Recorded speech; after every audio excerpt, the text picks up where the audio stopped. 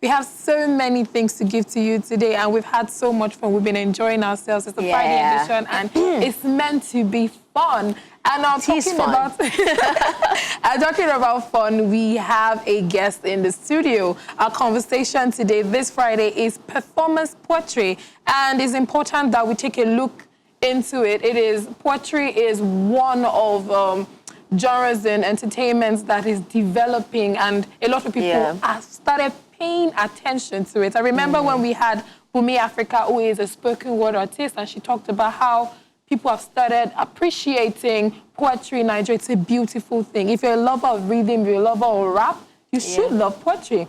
And then it's a beautiful twist when we talk about Yoruba. Oh my goodness. Poetry. So we have somebody here that is a guru in it. His name is Yusuf Balogun Gemini. He is a Yoruba performance poet, and he'll be having that conversation with us on performance poetry. Good morning, and you're welcome to the show. It's a pleasure to be here. Thank you very much for joining us this morning. Yeah. So we're talking about performance poetry. So I want to ask you, how did it start for you, really? Well, from the onset, I took art or literature as a form of expression. It was just a means of expression. Okay. But getting out of the society and discovering that it's kind of a non-conformist world over here, I just needed something beyond expression. I needed something that could stir revolution. And I feel that if we must stir revolution, then it must be in the original voices of these same people. So I felt in this attempt to not only express, but stir a whole new change, a catalyst, we must speak to them and the voices they understand. And I think that was the beginning of this whole drive. Okay. So is this a family thing? Are you from a lineage of poets? Nah, I think I'll be the first poet from my generation or whatsoever. I'm just from a lineage of a mother who's from the Anyo family. The drummers. Yeah, the drummers. And I think in a way, the synergy also connect when we look at it deeply. So, yeah. That's beautiful. Now, you do Yoruba performance poetry, and you, in what you said earlier, you say you want to speak to people in the language that they understand. So how do you get to write it? Well, I think that firstly, being a Yoruba, the norm is that I should understand my language. Okay. Even though we tend to understand that a good number of Yorubas are not really conversant with the language, probably because of the vernacular hashtag. But if you ask me, I feel that every language is a vernacular in another man's land. True. So writing it for me comes easily, and drawing inspirations is not even a problem because there are a whole lot of things to actually draw inspirations from. Talk of the happenings in Baga, people killed in Hiroshima. Like when we actually look at this unrest, there are reasons to keep penning out something, pushing out something.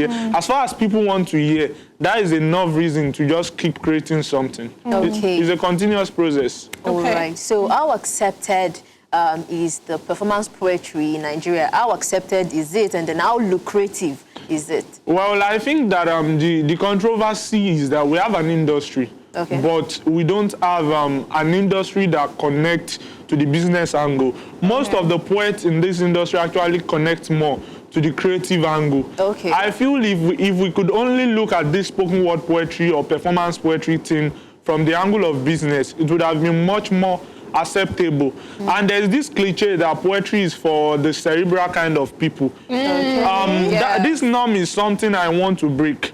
I believe that poetry should be relatable. Poetry should not just be for a restriction of an audience. Like the normal market woman, the normal trader, the normal truck pusher should actually be able to hear normal poetry and connect with it. When we talk of depth, it's actually simplicity.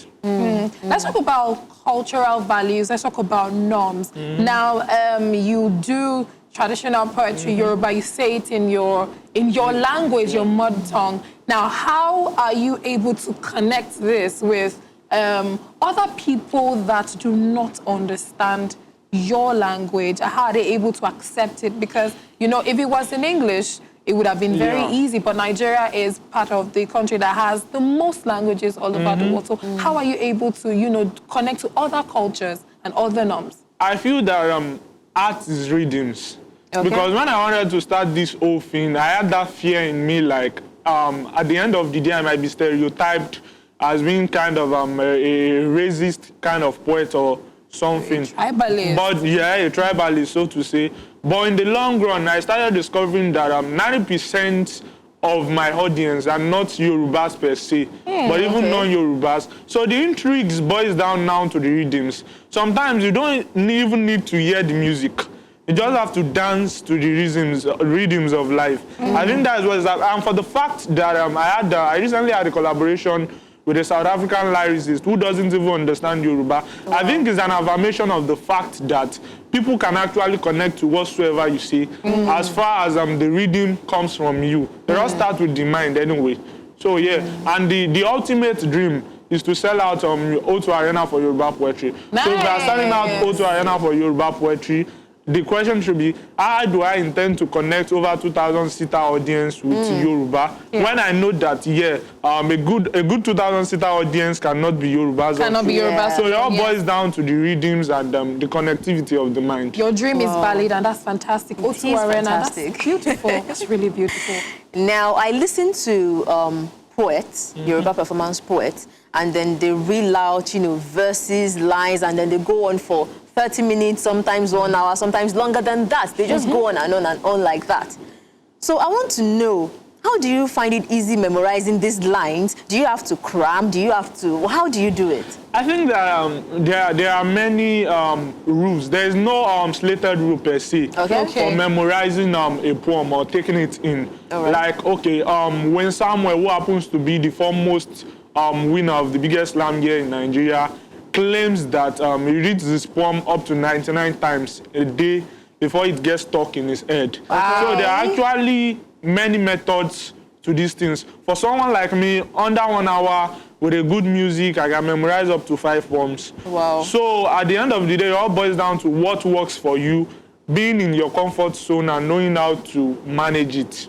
Okay. Now, I'd like to know what inspires you, writing your poems, what pushes you to want to, write more, and how often do you write? Because sometimes I know that we were having a conversation about inspiration earlier. Some people feel they have to be in a certain place before they are able to connect and have inspiration. And then some people, they say that they only write maybe once in 3 months or however. So what gives you inspiration to write your poems, and how often do you write? Well, I think I can write anywhere, but I think I can only stop writing, or I can lose my fire only when the unrest in the world stops. So that means logically, if it doesn't stop, you keep then writing. I don't think there is an end to it.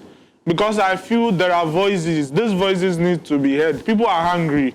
People are displaced. We need to push this out. It doesn't matter if people want to listen to what you are saying right now. Just keep saying it. At least history would remember you for narrating the story. True. Okay. True. Let's talk about plagiarism in Yoruba poetry.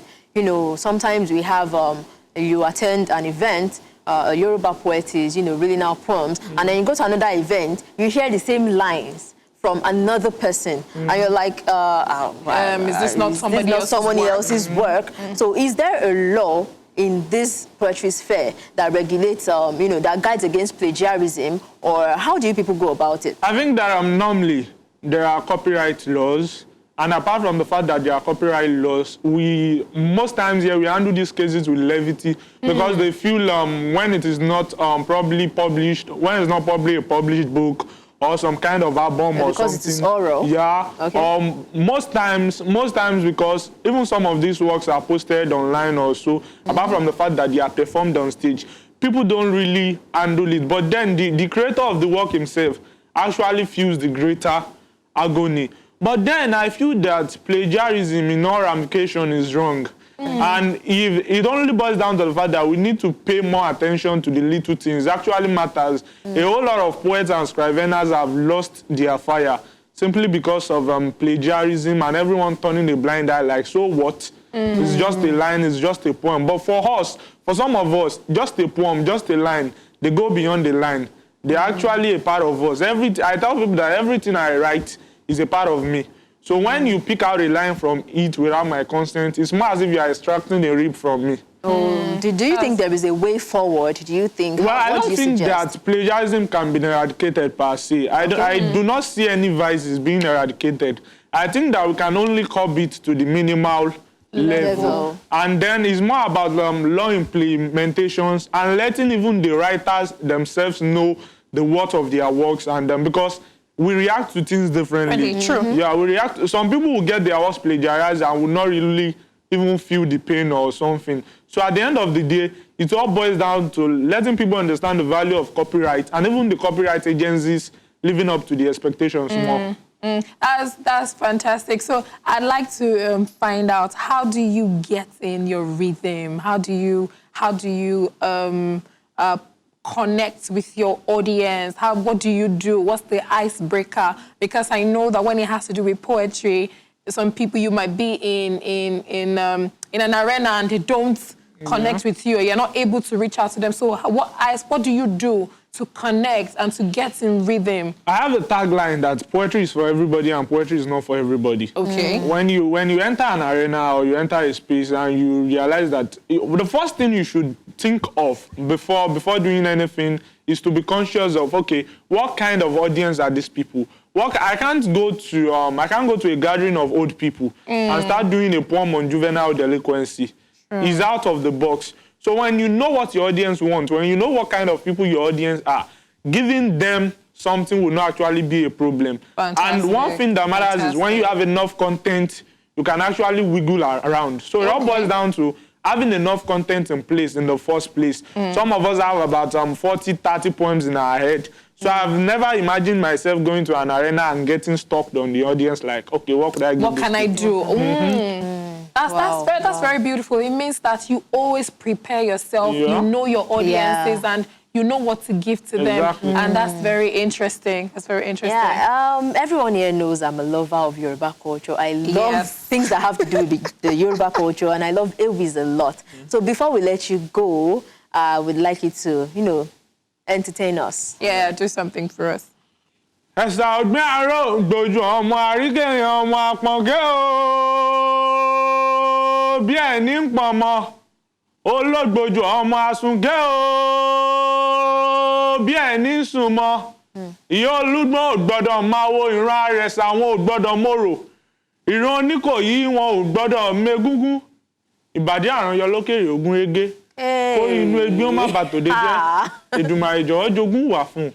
Ìbàdí àrànyọ lókèrè ògún régé alábẹ̀bí ìfẹ́ ayọ̀ mi jàǹtò alábẹ̀bí ìfẹ́ ayọ̀ mi gún régé kórí inú rí ó má bà tòde jẹ́ kó lè inú bísùn bí wàlẹ̀ àbẹ̀bí mi ọ̀wọ́n ọ̀kín ní ọmọ ọlọ́jẹ̀ ẹyẹ mo wo gbó títí kò sẹ́yẹ bí ọ̀kín Èdùmàrè ló dá labalábá pé kó máa fòdòdó ṣe bùgbé ó wo Elédùmarè ló fẹnu ṣẹ̀ṣọ́ ọwọ́ ó wo Elédùmarè ló fi karahun ṣe lé ìgbín bẹ́ẹ̀ ìgbín mi ò ní rájò láì mú karahun ẹ̀ lọ́wọ́ àṣẹ̀dó màmá ṣé o tó pọn mi ìfẹ́ òwúrọ̀ sínú kòkò obìnrin. Fantastic. Wow. Now, I had goosebumps. It would be unfair for you to do this and not be able to say one or two things for people that are non-Yoruba. So what message were you trying to pass? Well, on the basics, it's a love poem, but it's more of an appraisal. I kind of actually try to use the element of Oriki without making it obvious. So I believe that it is not just enough to confess love to a chaste maiden. It is much more appropriate to actually bring out the virtues and metaphors whatsoever to complement it and garnish it whatsoever. Yeah, I discovered that when you started, you did like this. So is it a thing? Because I noticed that most performance poetries do that. What's that about? Well, in the Yoruba poetry scene, there's actually a line called Akigbe. Yeah. So in the Akigbe scenario, when you are chanting most of these things that actually have to do with an higher reference, you have to just kind of homage or something. But then it's not compulsory per se. But I guess some of us have gotten so used to it that even when we are not on stage, we feel like we are on stage. And we still have to do pay it. homage. That's fantastic. Thank you so much for joining us. We really had fun and we enjoyed the conversation with you. And but before we let you go, we need you to, say one or two things to people out there why it's important for them to appreciate poetry, performance poetry, especially the indigenous ones? Yeah, I feel like languages are wasting out. Okay. And I feel like with the fact that artificial intelligence is even competing with human intelligence, we need to be more conscious of our own selves. We discover ourselves, and whatsoever channel we can use, we should be able to use it well. So yes, if it is art, let it be so art. And when it comes to performance poetry, I feel people have a misconception that it is just lines and stanzas. Performance poetry goes beyond that. At least my first show, it was more of theater, music, and drama. So when you hear poetry, think wide. It's not just lines, stanzas, or iambic and ambientals or whatsoever. It goes beyond that. Hello there. Did you just enjoy that beautiful video? Don't worry, we have more for you. All you have to do is click on the subscribe button and ring that little bell for more notifications. Tea or coffee will be served for you. People can actually connect to whatsoever you say, as far as the reading comes from you.